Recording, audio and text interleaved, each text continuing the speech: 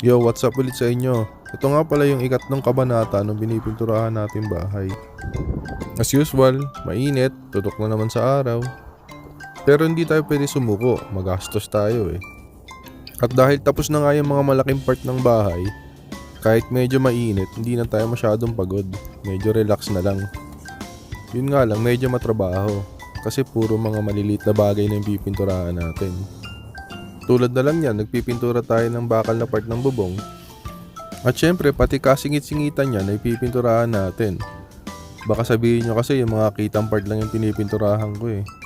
At saka para sulit din yung talent fee. Katulad nga pala ng kisame yung ginagamit nating pintura dyan. Matte brown din.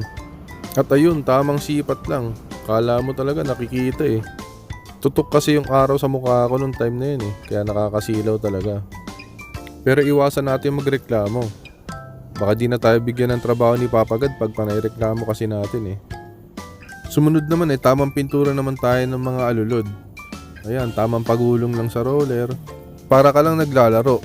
Inuuna ko nga pala yung mga magkakaparehas yung kulay. Para hindi na papalit-palit ng gamit. At yan, yung sunod naman eh, yung mga cover ng hose ng aircon. At dahil nakadikit sila sa pader, lilinyahan muna natin sila pa paintbrush bago natin i-roller. Ang tanong, kung diretso ba talaga yung ginagawa natin linya? At ayan, pagtapos linyahan, tamang pagulong ulit tayo ng roller.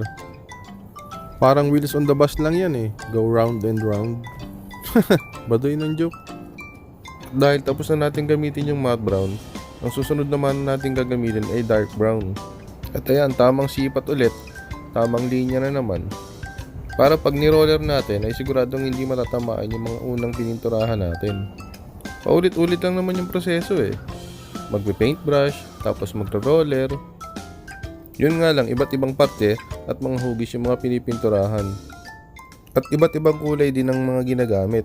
Kaya kahit paulit-ulit yung proseso, eh hindi rin siya nakakasawa.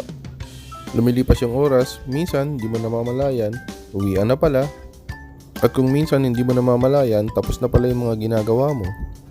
At kung minsan hindi mo namamalayan, nasayang ko na rin pala ang 3 minutes ng buhay mo. At ayan, tapos na natin pinturahan yung buong bahay.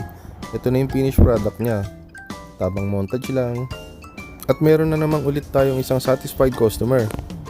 At bago matapos ang video na to, ay gusto ko magpasalamat sa mga taong nagtsatsaga at nagsasaya ng oras para panoodin tong video na to.